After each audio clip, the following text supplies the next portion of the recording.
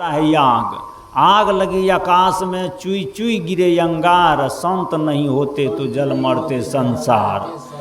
आग आकाश में लगी है, अंगार नीचे गिर रहा है, और नीचे गिर रहा है और अंगार में सब लोग जल रहे हैं। कबीर साहब कहते हैं कि अगर संत नहीं होते, गुरु नहीं होते, तो सारे संसार के लोग जल करके मर जाते। अच्छा, एक बात जान लीजिए, पानी गर्म कर देती है याग, लेकिन आदमी को गर्म कर देते हैं बात। जरा सा बात अगर डिफरेंस हो गया तो आदमी गर्म हो जाता है, जरा सी आग खड़ा हो गया तो पानी गर्म हो जाते हैं। बड़ी मुश्किल बात है कि याग के बिना पानी गर्म नहीं होती है, लेकिन बिना याग के आदमी गर्म हो जाते हैं।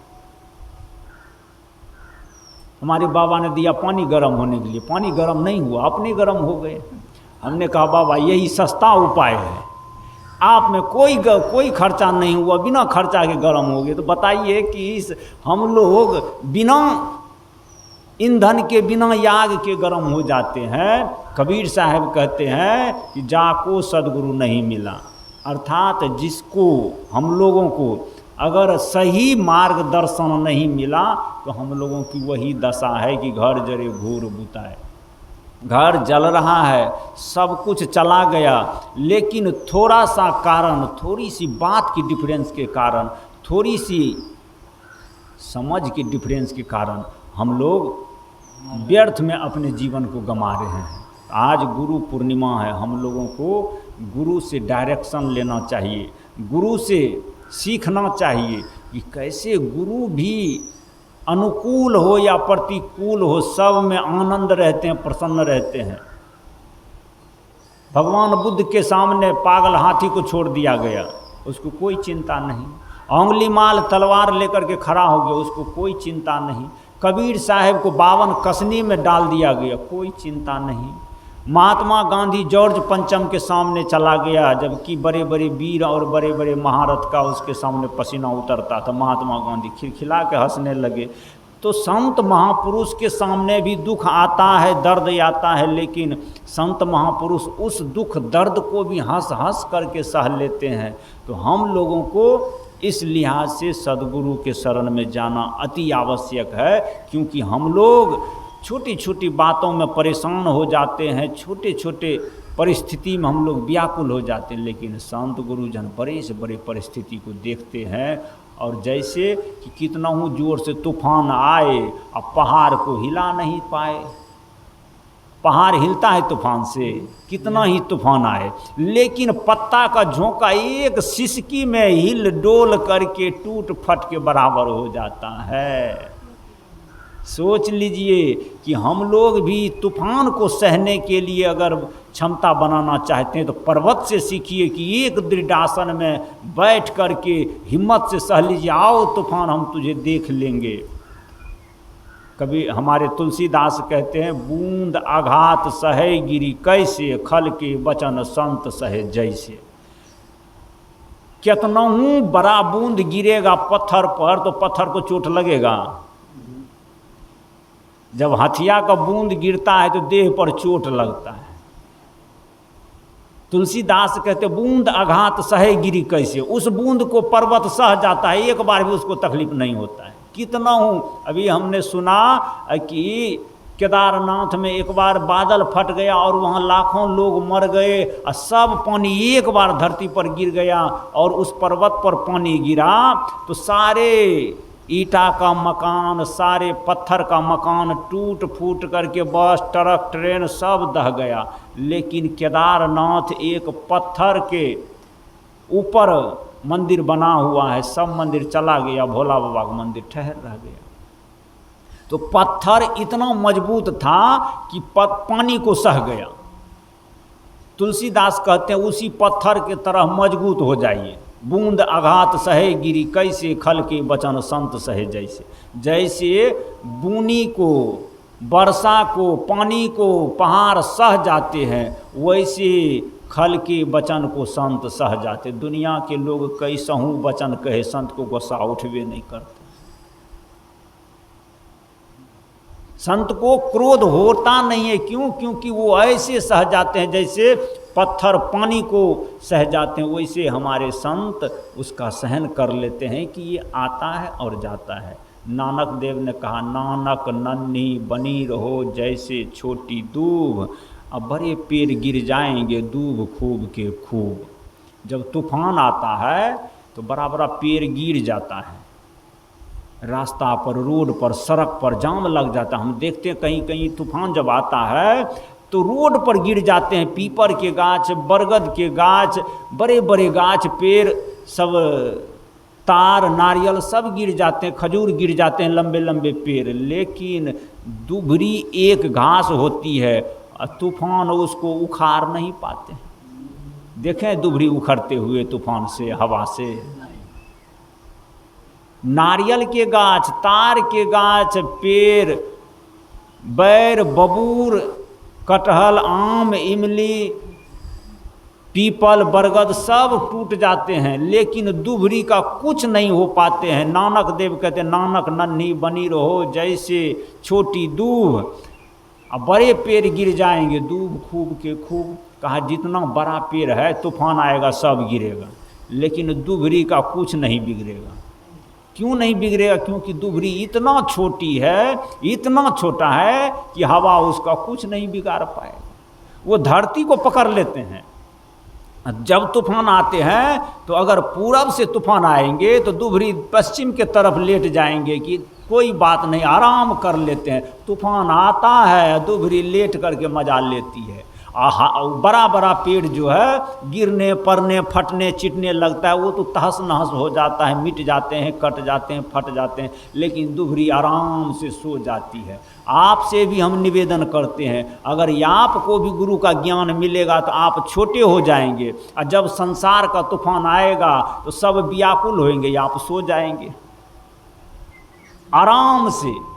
यही गुरु की सबसे बड़ी देन है कि दुनिया व्याकुल हो जाएंगे और आप आराम से सो जाएंगे। क्योंकि जिस तरह से दुभरी धरती के गोद में सो जाते हैं, हम लोग भी गुरु के गोद में सो जाएंगे। और तूफान आएगा, परिस्थिति आएंगे, दुख आएंगे, तो उसमें हम सो करके यही कहेंगे, मेरा मुझ में कुछ नहीं, जो कुछ है सब तोरे, और तोरा तुझको सौंप दिया, क्या लागत है मोरे। दुनिया की परिस्थिति आएंगे, हम कह देंगे कि घर में आग लग गया, भगवानी घर याप का है, यहाँ पर जानिए जले की रहे, हमको कोई चिंता नहीं। दुनिया की तकलीफ आएंगे, हमारे पुत्र पर कष्ट आ गए, आफत आ गए हमारे परिवार पर, हम कह देंगे गुरुजी आपका पुत्र है, आपका परिवार है, आप रक्षा करिए, हमारा कुछ नहीं है। जो मालिक है मालिक जाने, हम तो उनका नौकर हैं। बताइए भवन में कुछ हो गया तो नौकर को कोई चिंता नहीं, मालिक को हालत खराब, तो मालिक हम उसको बना देंगे, उसका हालत खराब होगा, हम आराम करेंगे। सबसे उत्तम तरीका है, एक महल में रानी भी रहती है, उसी महल में नौकरानी भी रहती है, लेकिन जब राजपाट पर क्षति होता है तो नौकरानी को कोई चिंता नहीं, क्योंकि नौकरानी को ढेरी नौकरी मिलेगा और रानी को बहुत राज नहीं मिलेगा, क्योंकि ये राज गया तो रानी का अभाग हो गया। इसलिए नौकरानी को कोई चिंता नहीं। हम लोग भी नौकर बन जाए, नौकरानी बन जाए तो मालिक कौन बनेगा? मालिक गुरुए को बना दें, और जिसको मालिक बना देंगे तो मालिक का हालत खराब होगा, नौकर को आनंद आएगा। इसलिए हम लोग सीखें कि गुरु हमारे लिए सब कुछ है और मेरा मुझ में कुछ नहीं, सब कुछ एक तरफ कर दीजिए। गुरुजी आपका ही तन भी आपका है, अगर देह में भी दुख है तो इसको भी सुपुर्द कर दीजिए, तेरा तुझको सौंपता। रोग अगर है तो रोग भी आपका, देह भी आपका, आप जानिए, चाहे जिला दो चाहे मुआ दो, मर भी गए तो देंगे दुआएं, उड़ उड़ के कहेंगे खाक सनम, कहता है तो कहने दे, हमें तुमसे मोहब्बत हो गई है, अब दर्द जुदाई सहने दे। बड़ा सुंदर अल्फाज है, कहते हैं कि हमको मार दीजिए कि जिला दीजिए, हमको कोई दिक्कत नहीं है, लेकिन मर भी जाएंगे तब भी कहेंगे कि खूब अच्छे किए आप, आपका देह था, आपने मार दिया, उड़ उड़ के कहेंगे खाक सनम, मुझे दर्द जुदाई सहने दे, तुझसे मोहब्बत हो गई है, बस आँखों से ये कहने दे। भगवान से अगर मोहब्बत हो गया है, प्रेम हो गया है, तो उस पर निछावर कर दीजिए देह को, जैसे दुबरी निछावर कर देती है धरती को कि धरती अब तुम जानो, धरती अपने में संभाल लेती है। अब बड़े बड़े पेड़ निछावर नहीं करते, क्योंकि बड़े पेड़ अकड़ के खड़ा रहते हैं, धरती को कहते हम तुमसे ऊंचे हैं, तो धरती कहती है तब बेटा देख लेना। तूफान आते हैं तो धरती उसकी रक्षा नहीं करते हैं, क्योंकि धरती के पास बड़े पेड़ आते नहीं हैं। खजूर के पेड़ को देखिए, ऊंचे ऊंचे रहते हैं, धरती से ऊंचा होकर के चलते हैं। जब अंधर आते हैं तो धरती उसको नहीं बचाती, क्योंकि कहती है तुम बेटा हमसे ऊपर उठ गए थे। आप लोग भी अगर गुरु से ऊपर उठ जाएंगे, तब गुरु जी कहेंगे कि बेटा हमसे बड़े हो तो हम काहे बचाएंगे, अगर बचना हो तो हमारे पास छोटा होकर के आओ। इसलिए गुरु के सामने हमारे कबीर साहब कहते हैं कि आग लगी आकाश में चुई चुई गिरे अंगार, गुरु नहीं होते जगत में तो जल मरता संसार। अगर इस धरती पर गुरु नहीं होते तो हम किसके शरण में जाएंगे, कौन हमें बचाएंगे। इसलिए गुरु का हमारे जीवन में बहुत बड़ा कृपा है और गुरु हमारे लिए बहुत बड़ा उपयोगी है। तुलसीदास भी कहते हैं, ये तो कबीर साहब की बात है, तुलसीदास कहते हैं गुरु बिनु भवनिधि तरई न कोई, जौ बिरंच शंकर सम होई।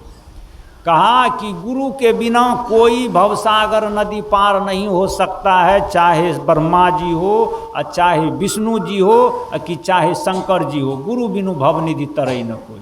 अब सोचिए, बिना गुरु के जब शंकर जी नहीं तर पाते हैं, गुरु बिनु भवनिधि तरई न कोई, जौ बिरंची शंकर सम होई।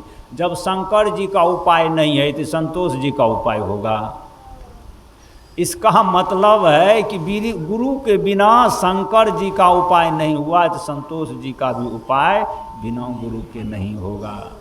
ब्रह्मा जी का नहीं हुआ तो इस धरती पर किसका होगा। इसका मतलब है, कबीर साहब कहते हैं अगर भवसागर को पार करना हो तो ब्रह्मा जी को भी गुरु का जरूरत पड़ गया, विष्णु जी को भी गुरु का जरूरत पड़ गया, शंकर जी को भी गुरु का। हमसे गिनिए, कहिए कौन व्यक्ति है जो बिना गुरु के इस धरती पर उद्धार प्राप्त कर लिया है।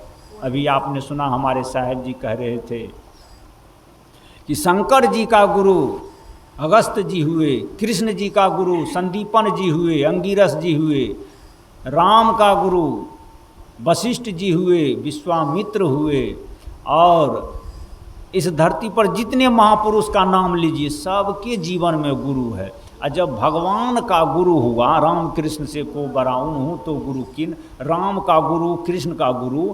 हम लोग कहते हैं बिना गुरु के जीवन शुरू नहीं, जब तक गुरु नहीं तब तक जीवन शुरू नहीं। और जिसने गुरु के पक्ष को छोड़ दिया है उसका नैया पानी में बूर गया है, डूब गया है। हम और आप किस खेत की मूली है। हर एक सुबह की शाम हुई, कुछ रीत जगत की ऐसी है, हर एक सुबह की शाम हुई। कौन है तू, तेरा नाम है क्या, सीता भी यहाँ बदनाम हुई। इस धरती पर सीता भी आती है तो उसको भी समस्या से लड़ना पड़ता है। इसलिए एक बार की बात है कि जब हनुमान जी आ रहे थे सीता का पता लगा करके, तो सीता जी कहते हैं कि हनुमान जा रहे हो तो मेरा प्रणाम कहना। कहा किसको कहेंगे, तो सीता जी कहते हैं अनुज समेत गहियो प्रभु चरना, हनुमत से सियला गई बरना। कहा हनुमान जी मेरा प्रणाम राम जी को कहिएगा और मेरा प्रणाम लक्ष्मण जी को कहिएगा। तो हनुमान जी का दिमाग खराब हो गया। राम जी को तो प्रणाम करते हैं लोग, पति को प्रणाम करना चाहिए, देवर को कौन प्रणाम करते हैं। सीता कहती है अनुज समेत गहियो प्रभु चरना, हनुमत से सियला गई बरना। कहा कि हनुमान जी आज मेरा प्रणाम लक्ष्मण जी को भी करना। तो हनुमान जी कहते आप लक्ष्मण को कैसे प्रणाम करेंगे, लक्ष्मण तो आपसे छोटे हैं, और जानते हैं कि देवर जो होते हैं भाभी के बेटे समान होते हैं। लक्ष्मण अपने सीता को जनक जानकी को कहते थे कि मेरी भाभी माँ है, और जो माँ कहते हैं उसको आप प्रणाम करते हैं। सीता कहती है कि हमारा देवर है इसलिए वो हमारे चरण का पूजन करते हैं, लेकिन एक लिहाज से लक्ष्मण जी हमारे गुरु हैं। सीता कहती हमारे लक्ष्मण जी गुरु हैं। हनुमान जी कहते गुरु कैसे हुए? कहा कि जब हम ब्याह करके आए थे तो लक्ष्मण जी हमसे एक चीज़ मांगे थे। सीता जब राम के चरण का सेवा करने लगी तो पत्नी पति के चरण का सेवा करती है, तो जा करके हाथ जोड़ करके लक्ष्मण जी कहती हैं कि जानकी से कि मैया दोनों चरण की सेवा आप करेंगे तो हम कहाँ जाएंगे। इसलिए लक्ष्मण जी ने सीता से एक चरण का मांग किया था। कहा जानकी कि लखन ने उसका निर्वाह किया, जो हमसे मांगी हमने उसको छोड़ चला, जो थी मैं बामांगी। बामा अंग में बैठने वाले अर्धांगिनी को बामांगी कहते हैं। तो पत्नी का अधिकार बायां तरफ होता है, पति दाहिने तरफ रहते हैं। तो सीता बाएं तरफ के पैर को हिस्सा में लिया और दाहिना तरफ के पैर को हिस्सा में लक्ष्मण जी लिया। तो दोनों देवर भाभी मिल कर के पैर को बांट लिए, बंटवारा कर लिए। लेकिन सीता कहती हनुमान आज इसलिए हम प्रणाम करते हैं लक्ष्मण को, उसने तो अपना हिस्सा का निर्वाह किया लेकिन हमने अपना हिस्सा का आज छोड़ दिए। क्योंकि दाहिना पैर दावने वाले तो आज भी दावते होंगे, मेरा पैर न जाने हिस्सा में रखा ही रहता है। इसलिए हम बताइए कि लक्ष्मण अपने हिस्सा का निर्वाह किए, हम वहाँ से चूक गए, तो इस लिहाज में हमसे लक्ष्मण बड़ा है। क्योंकि लक्ष्मण अपने कर्म का निर्वाह किए, हम अपने कर्म से चूक गए हैं। इसलिए हम लोगों को भी सोचना चाहिए कि लक्ष्मण उम्र से जानकी से छोट हैं, लेकिन जानकी प्रणाम क्यों करते हैं? इसका मतलब कि लक्ष्मण अपने कर्म से, लक्ष्मण अपने धर्म से जानकी से अभी इस लिहाज से बड़े हैं, इसलिए जानकी प्रणाम करती है। हम लोगों को भी अगर आज हमारे देवव्रत साहब मान लिया जाए, अगर देखेंगे इस दृष्टि से तो इस सारे गांव से बड़े हैं। देवव्रत साहब हमारे गुरु हैं, सारे गांव के लोग प्रणाम करते हैं, मानते हैं, आदर देते हैं, तो सब लोगों से बड़े हैं, सब लोगों से श्रेष्ठ हैं, उम्र में सबसे छोट हैं। लेकिन जिस लिहाज से जानकी लक्ष्मण को प्रणाम करती है कि हमने तो अपना काम छोड़ दिया, बायां पैर को छोड़ दिया, लेकिन उन्होंने आज तक दायां पैर को नहीं छोड़ा। सारे गांव के लोग अपने आज तक दायित्व को छोड़ दिए हैं। क्यों? क्योंकि जन्म लिए हैं जो काम करने के लिए, वो काम छोड़ करके दूसरा में लग गए। हमारे साहेब जी जो काम के लिए जन्म लिए वही काम में लगे हैं। क्योंकि लक्ष्मण ने जो पैर को पकड़ा उसको अंतिम तक निर्वाह किया, जानकी बीच में छोड़ गई थी। हम लोग भी उसी तरह से छोड़ दिए हैं। तो जो पकड़े हुए हैं उसको छोटा हो कि बड़ा हो, जानकी कहती है हनुमान जी छोटा रहे कि बड़ा रहे, अगर उसने धर्म को पकड़ करके रखा है तो हमारा कर्तव्य है कि लक्ष्मण को भी प्रणाम करे। इसलिए जानकी हनुमान से कहते हैं अनुज समेत गहियो प्रभु चरना, कहा कि लक्ष्मण के समेत भगवान को प्रणाम करना। लक्ष्मण को हम प्रणाम करने से नहीं छोड़ सकते, क्योंकि लक्ष्मण अपने कर्म पर खड़ा है। तो हम लोगों को जो आदमी अपने कर्तव्य पर खड़ा है, तो छोटा भी है तो उसको प्रणाम करना चाहिए, उसकी पूजा करना चाहिए। ये गुरु हमको कहते हैं, ये गुरु हमें बताते हैं। इसलिए हमारे संत कहते हैं 7 दीप 9 खंड में गुरु से बड़ा न कोय, कर्ता करे सो कर न सके, गुरु करे सो होय। इस दुनिया में गुरु से बड़ा कोई नहीं है। इसलिए आज गुरु का पूर्णिमा है और हम लोग सदगुरु के शरण में हैं। बस एक ही मंत्र हम लोगों का सबसे श्रेष्ठ मंत्र है कि गुरु पर समर्पण हो जाइए। मेरा मुझ में कुछ नहीं, जो कुछ है प्रभु तोर, तेरा तुझको सौंपता क्या लागत है मोर। बोलिए।